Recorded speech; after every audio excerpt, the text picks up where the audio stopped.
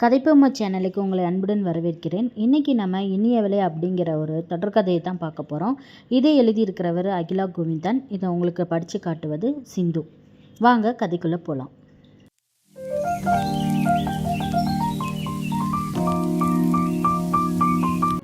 முருகதாஸ் அவளை ரொம்பவும் உற்சாகப்படுத்தினார். தாமதியாமல் அன்றே அவளை அலுவலகத்திற்கு அழைத்து சென்றார். பெரிய 4 மாடி கட்டிடமாய் இருந்தது. அதுதான் அவரை அலுவலகம். டவருக்கு கீழ்ப்புறம் முழுவதும் ஷாப்பிங் காம்ப்ளெக்ஸ் என கடைகளுக்கு வாடகை விடப்பட்டிருந்தது. மேல்புறத்தில் ஆஃபீஸ். நமது முக்கிய பணியே கட்டுமான தொழில் தான் அம்மா. குறிப்பிட்ட காலத்தில் குறிப்பிட்ட பணியை திறம்பட செய்து கொடுப்பது தான் நம்ம முக்கிய சிறப்பு அம்சமே. அத்தகைய சிறப்பான திறமை படைத்த வல்லுநர்கள் நம்மிடத்தில் வேலை செய்கிறார்கள். அவர்களை நல்லவிதமாக பயன்படுத்தி உற்சாகப்படுத்தி வேலை வாங்கியதால் தான் என்னால் இந்த கம்பெனியை இவ்வளவு தூரத்திற்கு கொண்டு வர முடிந்ததம்மா. இனிமேல் நீதான் எல்லாவற்றையும் கவனித்து கொள்ள வேண்டும் என்று முருகதாஸ் கவிதாவிடம் சொல்ல காது மடல் அதிர தலையாட்டினாள். இவ்வளவு பொறுப்பையும் அவர் சொன்ன நாளில் என்னால் திறம்பட நிர்வகிக்க முடியுமா? அவள் நினைப்பதை புரிந்து கொண்டவன போல, கவிதா, இனி உன்னுடைய பொறுப்பு என்ன என்று கூறிவிடுகிறேன். 2 வருடமாக கம்பெனி கணக்குகள், வரவு செலவுகள், வரவேண்டிய பாக்கி தொகைகள், உடனே வசூல் செய்ய வேண்டிய, தேவையான நடவடிக்கை எடுக்க வேண்டிய எல்லாவற்றையும், இந்த கணக்கு வழக்குகளையும் நீதான் கவனிக்க வேண்டும். நம் கம்பெனியை பெரும் ஆபத்திலிருந்து காப்பாற்ற முடியும் என்கிற நம்பிக்கை எனக்கு இருக்கிறது. புரிகிறதாமா என்று முருகதாஸ் கேள்வி எழுப்ப கவிதா மறுபடியும் பலமாய் தலையாட்டினாள். இதுதான் உன்னுடைய இருக்கை அம்மா. ஒன்றும் அவசரமில்லை. இன்று முழுவதும் ஓய்வெடுத்துக்கொள். நாளையிலிருந்து பணிகளை ஆரம்பித்து கொள்ளலாம். ஆனால் கவிதா இன்றே எல்லா வேலைகளையும் செய்த ஆரம்பித்து விட்டாள். முருகதாஸ் சிறிது நேரம் துடிப்பால் அவள் வேலை செய்வதை பார்த்துவிட்டு பணியாளர்களை கூப்பிட்டு தனக்கு தெரியாத விவரங்களை எல்லாம் தெரிந்து கொள்வதையும் ஆர்வமாய் கவனித்து திருப்தி அடைந்து விட்டு கிளம்ப ஆரம்பித்தான். அம்மா, மதிய உணவிற்கு வீட்டுக்கு வந்துவிடு. டிரைவர் உன்னை அழைத்து வருவான் என புது பளபளப்பு எம்டி காரை காட்டியவாறே அங்கிருந்து நகர்ந்தான் முருகதாஸ். கவிதாவிற்கு குழப்பமாய் போயிற்று. பெரியவர் சொல்வதை பார்த்தால் தன்னை அவருடனே பங்களாவில் தங்க வைத்து போல் இருக்கிறதே.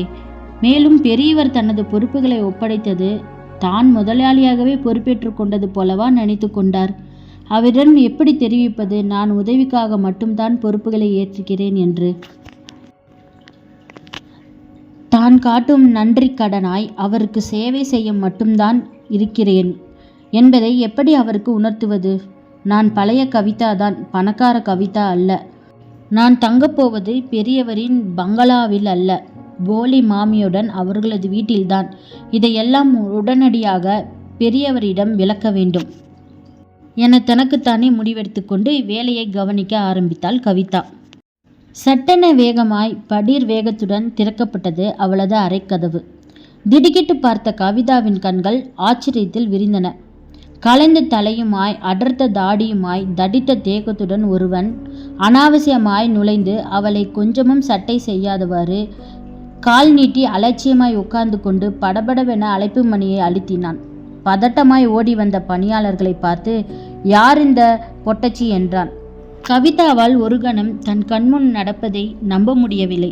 திடீரென தாடியும் தொப்பையுமாய் தடித்த ஒருவன் நுழைவது, அலட்சியமாய் தன் எதிரே கால் நீட்டி அமர்வதும், அழைப்பு மணியை அடித்து அந்த பணியாளர்களிடம் யார் இந்த பொட்டச்சி என கேவலமாய் பேசியதையும் அவளால் நம்ப முடியவில்லை. ஆனால் உள்ளே பதறியடித்து ஓடி வந்த பணியாளர்கள், சின்னையா, நீங்க வந்துட்டீங்களா என்று திடுக்கிட்டு ஆச்சரியத்துடன் கேட்டதும் அவளுக்கு சகலமும் புரிந்தது. கவிதாவுக்கு எல்லாம் விளங்கியற்று. பெரியவருக்கு அடங்கா பிடாரி என்ற அடைமொழி கேட்டப்பாரு ஒரு மகன் இருப்பதாய் சொன்னார்களே, அது இவன்தானா என வியந்தாள். சரியான பெயர்தான். பார்த்தாவே இவன் திமிரு பிடித்தவன் போல்தான் தெரிகிறது. அவள் அதிசயப்பட்டு கொண்டிருக்கும் போதே பணியாளன் கவிதாவை பற்றி பெரியய்யா கம்பெனி பொறுப்புகளை கவனிக்க அவளை நியமனம் செய்வதை பற்றியெல்லாம் கூறி முடிக்க அந்த திமிருக்காரன் ஆவேசம் கொஞ்சமும் குறையாமல் கவிதாவை நோக்கி திரும்பினான். முதலில் சீட்டு விட்டு எந்திரி, எவ்வளவு தைரியம் உனக்கு என்றான். கவிதா கொஞ்சமும் கலவரப்படவில்லை. பதட்டம் அடையாமல் பார்த்த அவனது ஆத்திரத்தை பயங்கரமாக கிளப்பியிருக்க வேண்டும்.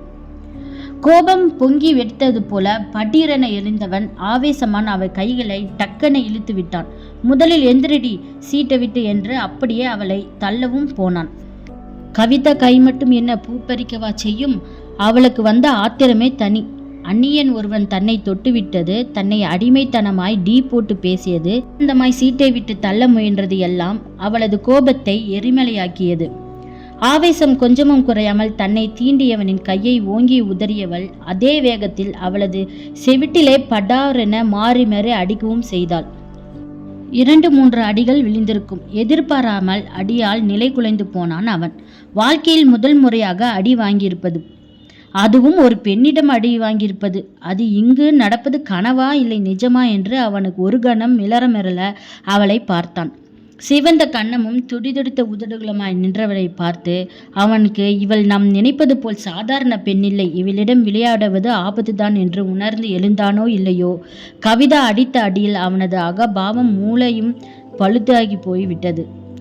என்னடா டக்கென்னு ஒரு 8 பின் வாங்கினான். அடுத்து என்ன செய்ய என்று குழம்பியவனுக்கு நடந்ததையெல்லாம் கவனித்து கொண்டிருந்த பணியால், ஐயா எதுவாக இருந்தாலும் பெரிய கிட்ட பேசிக்கங்க ஐயா, இப்போ இங்கேருந்து கிளம்புங்க அப்படின்னு சொன்னதும் அவனுக்கு ரொம்பவே வசமாக போயிடுச்சு. உன்னை கவனிச்சுக்கிறேன், என்னையா கை நீட்டி அடிக்கிற? அடிப்பட்ட புலி குப்புற விழுந்தும் மீசையில மண் போட்டாதவனாய் கண்ணை உருட்டி கர்ஜித்தவாறே பின்வாங்கி வேகத்தில் படீரென கதவை திறந்து வந்தபடியே மறைந்தும் போனான். துஷ்ட காற்று அகன்று போனது போல் இழுத்து பெருமூச்சு விட்டாள். அதிசயமாய் பார்த்த பணியால், அம்மா அவர்தான் அசோக் குமார், பெரியவரின் ஒரே பிள்ளை, எதற்கும் அடங்க மாட்டார். சின்ன முதலாளி என்றால் ஆபீஸில் உள்ள எல்லோருக்கும் நடுக்கம்தான் என்று கூறிய போதுதான் கவிதாவும் சீறிக்கொண்டு எழுந்த வேங்கையாயிருந்தவள் சற்றென்று தனது இயல்பு நிலைக்கு திரும்பினாள். அசோக் குமார் சின்ன முதலாளி, பெரியவரின் மகன் என்ற உண்மை உறுதியை அவளுக்குள் உரைத்த போதுதான் நிலையின் தீவிரமும் அவளுக்கு உரைத்தது. ஐயோ, பெரியவரின் மகனை அடித்து விட்டோம், என்ன நடக்கப் போகிறதோ, பெரியவர் என்ன நினைப்பாரோ என்றெல்லாம் பயம் அழுத்திற்று. ஆனாலும் கொஞ்சம் கூட இங்கிதம் மரியாதை இல்லாமல் நடந்து கொள்ளும் இது போன்ற காட்டு மிராண்டிகளுக்கு இது போன்ற அதிரடி அடி நடவடிக்கைகள் சரிதான், கொஞ்சமாதி புத்தி வரும் என எண்ணினாள். பெரியவரிடம் நடந்தவதை விரிவாய் எடுத்துச் சொன்னால் அவர் புரிந்து கொள்வார் தானே. ஒரு பெண்ணிடம் தன் வீரத்தை காட்டி அவளை அவமானப்படுத்த முயல்வது எவ்வளவு பெரிய இழிவான செயல், அதை எப்படி பெரியவர் பொறுத்து கொள்ளுவார்? கவிதா இப்படி எண்ணுகையில் விஷயம் ஆபீஸ் முழுக்க தெரிந்துவிட்டது. அலுவலக பணியாளர்கள் உலக அதிசயமாய் கண்ணாடி வழியை அவளை கவனித்துவிட்டு வியந்து செல்வதை சிரிப்பு தோற்றத்தில் கவனித்தாள் கவிதா. பணியாளர்கள் ஆள் பார்க்க சாதாரணமாக இருந்தாலும் சரியான ஆளுதான். பெரியய்யா சும்மாவா இவ்வளவு பெரிய பொறுப்புகளை தூக்கி ஒப்படைத்திருக்கிறார், சரியான பெண்ணை தேர்ந்தெடுத்துதான் பொறுப்புகள் அத்தனையும் கொடுத்திருக்கிறார் என்று கிசுகிசுத்து அவர்களும் சர்டிஃபிகேட் வேற கொடுத்தார்கள். கவிதா அன்று மாலை 6 மணிக்கு வேலை முடிந்து பெரியவரை சந்திக்க கிளம்பினார். பெரியவரை சந்தித்த போது அவளுக்கு ஆச்சரியமே படர்ந்தது. பெரியவருக்கு சுத்தமாய் விஷயம் தெரியவே இல்லை. அசோக்கை அவள் அடித்து விட்ட கதை அவரது காதுகளுக்கு எட்டவே இல்லை. என்ன ஆச்சரியம்!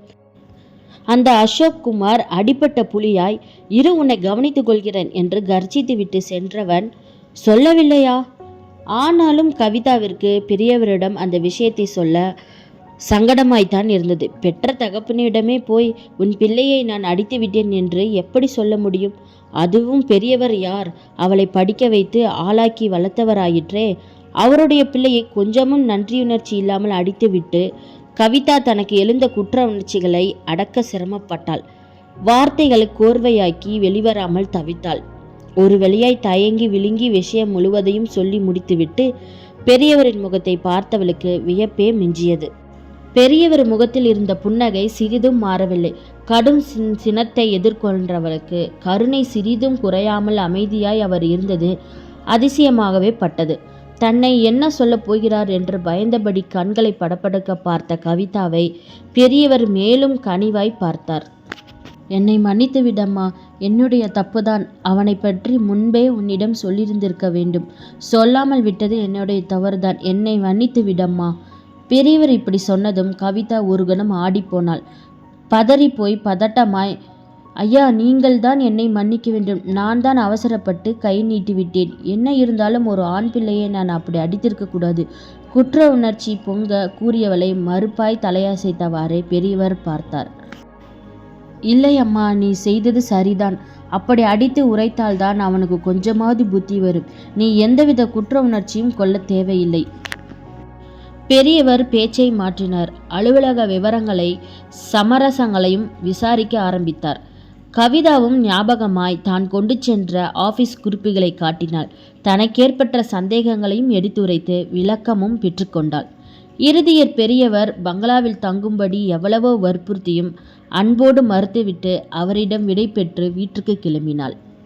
வீட்டை நெருங்கும் பொழுது போலி மாமி கவலையோடு வாசலில் அமர்ந்து தெருவையே நோக்கி கொண்டிருப்பதை பார்த்தாள். ஓடி வந்து போலி மாமி கவிதாவை கட்டி அணைவித்து கொண்டு, இன்னும் வரவில்லையே, நீ பெரியவர் வீட்டிலேயே தங்கி விடுவாயோ என்று பயந்து விட்டேன். தகவலே இல்லையே, என்ன செய்தாய்? அப்பாவியை படபடுத்த மாமியை கட்டி அரவணைத்து கொண்டாள் கவிதா. அம்மா, உங்களை விட்டுட்டு நான் எங்கே போக போகிறேன்? எப்போவும் உங்களை விட்டுட்டு நான் பிரிய மாட்டேன் என்றாள். அன்று பொழுது மாமியிடம் அலுவலகத்தை பற்றியும் கதை கதையாய் பெரியவரை பற்றியும் சொல்வதிலேயே நேரம் போயிற்று. இரவு உணவு முடித்துவிட்டு படுத்தவளுக்கு தூங்க முடியவில்லை. சட்டென்று ராஜாவின் நினைப்பு வந்துவிட்டது. ராஜாவை நினைத்ததுமே இனம் புரியாத மகிழ்ச்சி ஒன்று பீறிட்டு கிளம்புவதை அவளால் உணர முடிந்தது. உடனடியாய் அவன் வீட்டுக்கு போய் கதவை தட்டி அவளை பார்க்க வேண்டும். இன்று அவள் சந்தித்தவைகளை, நடந்த விஷயங்களை பற்றியெல்லாம் விலாவரியாய் அவனிடம் சொல்ல வேண்டும் போல் ஆவல் துடித்தது அவளுக்கு. அந்த கனிவு பார்வை, குறும்பு சிரிப்பு பொங்க அவன் அதை இப்படியெல்லாம் ரசிப்பான் என்றெல்லாம் கூட அவள் கற்பனை பண்ணி பார்த்தாள். ரொம்ப நேரம் தூங்காமல் அவ்வாறே சிந்தித்து கொண்டிருந்தவள் தற்செயலாய் சின்ன டைம் பீஸ் மணியை பார்த்தபோது அதிர்ந்து போனாள். மணி 2. சரிதான். இன்னமும் தூங்காமல் சிந்தித்து கொண்டிருந்தால் கிறுக்குதான் பிடிக்கப் போகிறது. நொந்து கொண்டவாறே கள்ளச்சிரிப்பு பொங்க தூங்க ஆரம்பித்தாள் கவிதா. மறுநாள் கன்ஸ்ட்ரக்ஷனின் கவிதாவிற்கு நிறைய ஆச்சரியங்கள் காத்திட்டிருந்தன. அன்று வழக்கம் போல் வேலையை கவனித்து கொண்டிருந்தவள் பணியால் வந்து, அம்மா, உங்களை பார்க்க ராஜா என்பவர் வந்திருக்கிறார் என்றதும் மின்சாரம் பாய்ந்தது போல் நிமிர்ந்து விட்டாள். என்ன, ராஜாவா? கண்கள் படபடத்து அகல விரிந்தால் ஒரு நொடி தாமதிக்காமல் உடனடியே சீட்டை விட்டு எழுந்து முன்புறம் ஓடிச் சென்று அறக்கதவை திறந்து அலுவலகத்தை சுற்றுமுற்றும் திரும்பி பார்த்து கொண்டிருந்தவனை உள்ளே வாங்க சார் என்று உற்சாகமாய் வரவேற்றாள். தனது பெயரை கேட்டதும் ஓடோடி வந்து விட்டாள் என்பதை உணர்ந்தபோது ராஜாவின் முகத்திலும் பரவசம் ஓடியது. இன்னும் நீ பழைய முதலாளியை ஞாபகம் வைத்து கொண்டிருக்கிறாயா? அதற்கு ரொம்பவும் நன்றி என்று சொல்லி குறும்பு சிரிப்பை சிரித்தவனை பதிலுக்கு சிரித்து அமரச் சொன்னாள். என்ன சார் விஷயம் என்றாள் ஆவலாய். ஏன், நான் வரக்கூடாதா? விஷயம் இருந்தால்தான் வர வேண்டுமா? அது அப்படி இல்லை சார். இல்லை, சொல்லிவிட்டிருந்தால் நானே வந்திருப்பேனே. உங்களுக்கு எதற்கு வீண் சிரமம்? ராஜா அவள் தயக்கத்தை மேலும் விலக்கியவனாய் கடகடவென சிரித்தான். சிரமமாவது மண்ணாங்கட்டியாவது, கண்மணியை பார்க்க வேண்டும் என்று தோன்றிவிட்டால் வேறு ஏது சிந்தனை? அதான் ஓடோடி வந்துவிட்டேன் என்று மேலும் அவளை நெகிழ வைத்தான். சரி, அலுவலகம் எப்படி இருக்கிறது? வேலை பிடித்திருக்கிறதா? எல்லாவற்றையும் கற்றுக்கொண்டாயா என்றான் சீரியஸான குரலில். கவிதாவும் இமைக்காமல் அவன் தலையை அசைத்து அசைத்து பேசும் அழகை மெய்மறந்து பார்த்து கொண்டிருந்தவள் உணர்வுக்கு வந்தவளாய், ஆமாம் சார், அது ஒன்றும் பிரமாதம் இல்லை. எல்லாவற்றுக்கும் தனித்தனி பணியாளர்கள் இருக்கிறார்கள். கம்ப்யூட்டரை தட்டினால் போதும், அத்தனை வருட கணக்குகளும் கம்ப்யூட்டரில் ஓட ஆரம்பித்துவிடும். சொல்லப்போனால் வேலை ரொம்பவும் சுலபம்தான். மூச்சு வாங்க பேசி முடித்தவளை கண் வாங்காமல் ராஜா பார்த்தான். கவிதா அப்போதுதான் ஞாபகம் வந்தவளாய் பதறிப்போய், நீங்கள் முதல் முறையாக அலுவலகத்திற்கு வந்திருக்கிறீர்கள். உங்களுக்கு ஒன்றும் கொடுக்காமல் வெறுமனே பேச வைத்து கொண்டிருக்கிறேனே என தன்னைத்தானே நொந்து கொண்டவளாய் பணியாளனை அழைத்து ராஜா தடுத்தும் குளிர்பானம் கொண்டு வரச் சொன்னாள். குடித்து முடித்ததும் இருவரும் கொஞ்ச நேரம் ஆபீஸ் விஷயங்களை பேசினார்கள். கவிதா தனக்கு உண்டான அலுவலக சந்தேகங்களை சிலவற்றை கேட்டு விளக்கம் பெற்று கொண்டாள். விடை பெற்று கிளம்புவது போல் ராஜா எழுந்து கொண்டான். என்ன, அதற்குள் கிளம்பி விட்டீர்களா சார் என்றாள் கவிதாவும் அவனை பிரிகின்ற கவலையில். ராஜா என்ன நினைத்தானோ, தன்னையே இமைக்காமல் பார்த்து நெருங்கி வந்தவளின் கைகளை இறுக பற்றி கொண்டான். என்ன செய்ய, கடமை என்று ஒன்று இருக்கிறதே கண்மணி. அது மட்டும் இல்லை என்றால் அப்படியே உட்கார்ந்து உன்னை பார்த்து கொண்டே பொழுதை கழித்து விடுவேன். சொல்லியவாறே உரிமையோடு அவளது தோள்களை பற்றி மெல்ல அவள் நாணிய முகத்தை தன் முகம் நோக்கி திருப்பினான். அவன் கரங்களில் அப்படியே தன் வசம் இழந்தவளாய் கவிதா துவண்டு கொண்டிருந்தாள். குங்குமமாய் சிவந்த அவளது முகத்தின் யோசனை கீர்கள் ஓடின. நிஜமாவே என்னை பார்க்கத்தான் வந்தீங்களா சார் என்றால் நம்ப முடியாதவளாய். ராஜா சிரித்தவன், உன் அலுவலகம் உன் வேலையை பற்றியெல்லாம் தெரிந்து கொள்ளும் ஆசைதான் உன்னை பார்க்க வந்தேன். ஆனால் என்ன சார் என்று பதறியவளை அப்படியே தன் நெஞ்சில் சாய்த்து இறுக்கிக் கொண்டவன், இப்படி இறுக அணைத்து கொண்டிருக்கலாம் என்றால் தாமதிக்காமல் நேற்றே வந்திருப்பேன் என்று சொன்னதும் கவிதா தன்னை மறந்து சிரித்து விட்டாள். அந்த முத்துப்பல் சிரிப்பை ராஜா வெகுவாய் ரசித்தான். இன்னும் காலம் தாழ்த்தாதே கண்மணி, என்னால் காத்திருக்க முடியவில்லை என்றான் உணர்ச்சியாக குரலில். எதற்கு என்றாள் கவிதா புரியாதவள் போல். இந்த பாசாங்கு எல்லாம் என்னிடம் வேண்டாம், நான் எல்லாவற்றையும் எப்போதோ கண்டுபிடித்து விட்டேன். கண்டுபிடித்து விட்டீர்களா? அப்படி என்ன கண்டுபிடித்தீர்கள்? விடாமல் கவிதா கேட்கவும் அப்படியே அவளை ஊடுருவிய போல் பார்த்தான் ராஜா. அப்படி அவன் பார்க்க பார்க்க விடாது அவளது கண்கள் விரிந்து படபடக்க அவனை பார்த்தாள். இதே கண்கள்தான், இதே படபடப்பு தான், இவைதான் அந்த ரகசியத்தை சொல்கிற்று. ரகசியமா? ஆமாம், நான் உன்னை விரும்புகிறேன், உன்னை எனக்கு பிடித்திருக்கிறது என்கின்ற பொல்லாத ரகசியத்தை. நிஜமாவா என்று புருவங்கள் உயர வியந்தவளை, அதிலும் இன்னும் உனக்கு சந்தேகமா என்றபடி ராஜா இறுகியவன் மெல்ல மென்மையான அவள் சிவந்த கன்னங்களில் தனது உதடுகளையும் பதிக்கவும் சிலிர்த்து போனாள் கவிதா. அப்படியே அவளது நெஞ்சில் கண்கள் சொருக மயக்கத்துடன் சாய்ந்து கொண்டாள். காதல் அணைப்பில் கட்டுண்டு இருந்தாள். சகலமும் மறந்துதானே போகும். ஆனால் நேரம் சூழ்நிலை என்று ஒன்று இருக்கிறதே, அதை முதலில் ராஜாதான் உணர்ந்து சுதாரித்தவனாய் இறுக அவளை பற்றியிருந்த தனது பிடிகளை தகர்த்தான். இது அலுவலகம் கண்மணி, யாரும் வந்துவிடக்கூடாது. மெல்ல பிடிகளை தகர்த்தி அவள் காதுகளில் கிசுகிசுத்த போது கவிதாவுக்கு உணர்வு வந்தது. அவர்களை மேலும் சிந்திக்க விடாத பணியால் கதவு மணியை அழுத்திய போது இருவரும் இயல்பு நிலைக்கு முற்றிலும் மாறினார்கள். கவிதாவிற்கு ஏனோ ராஜாவின் முகத்தை நிமிர்ந்து கூட பார்க்க முடியவில்லை. மணப்பேல் போல் அவள் நாணி குந்திருப்பதை ராஜா ஓரக்கண்ணால் வெகுவாய் ரசித்தவன் அவளை மேலும் சங்கடப்படுத்த விரும்பாமல் அவசரமாய் வருகிறேன், பிறகு சந்திப்போம் கவிதா என்று விடை பெற்று கிளம்பினான். ராஜா விடை பெற்று சென்ற சிறிது நேரத்தில் கவிதா சகஜ நிலைக்கு திரும்பி வேலைகளில் ஆழ்ந்திருந்தாள். மணி 11 அடித்து ஓய்ந்திருக்கும். கதவை திறந்தவாறு பயபக்தியுடன் பவ்யமாய் நுழைந்தவனை கண்டு திடுக்கிட்டாள். எங்கேயோ இந்த முகத்தை பார்த்திருக்கிறோமே என்று அவள் சிந்தித்து கொண்டிருக்கும் போதே, நான் உட்காரலாமா என்று அனுமதி கேட்டு எதிர் இருக்கையில் அமைதியாக உட்கார்ந்து கொண்டான். அடையாளம் தெரியாமல் திணறும் கவிதாவின் திகைப்பு பார்வையை வெகுவாய் ரசித்தவன், என்னை தெரியவில்லையா என்று கேட்டவும் கவிதாவிற்கு ஒன்றும் புரியவில்லை. அப்படி கவிதாவிற்கு அடையாளம் தெரியாத நபர் யார் என்று தெரிஞ்சு கொள்றதுக்கு அடுத்த பகுதியில் வரைக்கும் காத்திருக்கலாம். இந்த கதை உங்களுக்கு பிடிச்சிருந்துச்சுன்னா லைக், ஷேர், கமெண்ட், சப்ஸ்கிரைப் பண்ணிடுங்க. இதோட முந்தைய கதைகளை தெரிஞ்சுக்கிறதுக்கு டிஸ்கிரிப்ஷனில் லிங்க் கொடுத்துருக்கேன், மறக்காமல் செக் அவுட் பண்ணுங்கள்.